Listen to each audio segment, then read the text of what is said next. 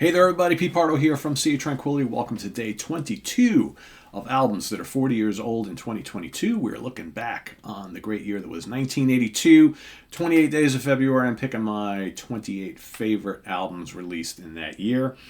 Please subscribe to the channel if you haven't already and click on that notification bell. I want to make sure we get that out of the way this time. Changing things up a little bit here today. Let's move on to our pick for day 22. Released July 17th.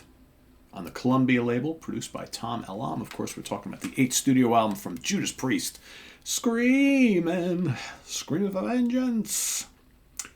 Yeah, look at the Hellion up there. Coming down to attack its prey. Yeah, I mean, I was hugely into this album back in the day.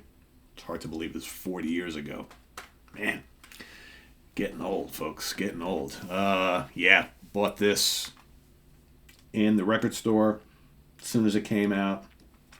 Man, the 1-2 punch of the Hellion and Electric Eye, absolutely unbeatable. Doesn't get much better than that to kick off an album, right? A lot of great songs on this album. Of course, you got Rob Halford leading the way on vocals. You've got K.K. Downing and Glenn Tipton on guitars, Ian Hill on bass, and Dave Holland on drums. And, good production on this album. I think it's a really big sounding album. This comes on the heels of the Point of Entry album, which a lot of fans kind of thought was lacking in heaviness. A bit more melodic, bit lighter, good songs, but not the big metal album that fans were used to from Judas Priest. And they kind of rectified that with here. What else you got on here? You got the amazing Bloodstone. Great song. You got Riding on the Wind, Killer, Take These Chains, and Pain and Pleasure. So, really strong side one of the original LP. Pain and Pleasure I'm not hugely into. You know what? I think for me, it's like after you get past the first four songs, which are, the Hellion, Electric Eye, Riding on the Wind, and Bloodstone. Amazing. Take These Chains is solid. Pain and Pleasure, solid. Title track, Screaming for Vengeance, over on side 2 of the original LP. Amazing. Then you got the big, huge hit. You've got Another Thing Coming, which I never need to hear again, but, great for what it is, right? And then Fever and Devil's Child. Devil's Child, a good song. Fever, for me, we talked about this on the Hudson Valley Squares where we did an album war, this against Number of the Beast by Iron Maiden. I think for me, it's like what I really like on this album, I really love a lot. Even there's a couple tracks that I'm like not hugely into because I love those other songs so much.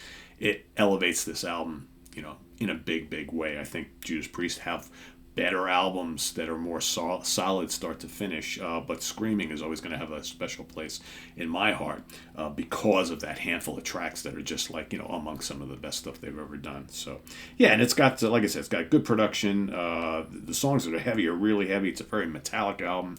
Rob Halford just sounds incredible on here, and then you got the great dueling guitars of K.K. Downing and Glenn Tipton in their prime, arguably, right?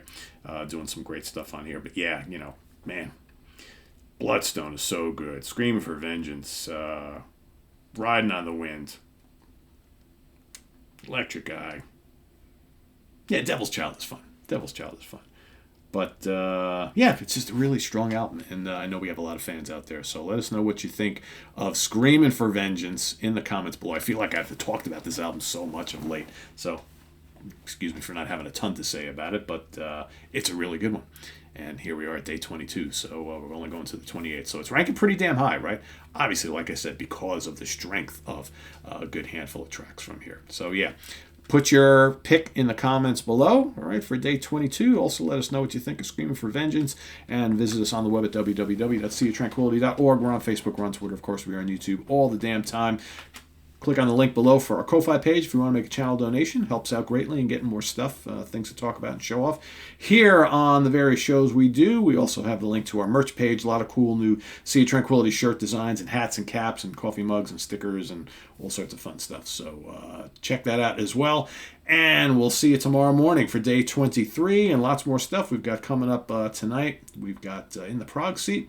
Going to be talking about our favorite prog albums of all time, so it's kind of like a Desert Island Disc type of a show tonight, so stay tuned for that. We got a big cast of panels of folks coming in for this one, so it should be lots of fun. So we'll see you then. I am Pete Pardo. Take care, everybody. Bye-bye.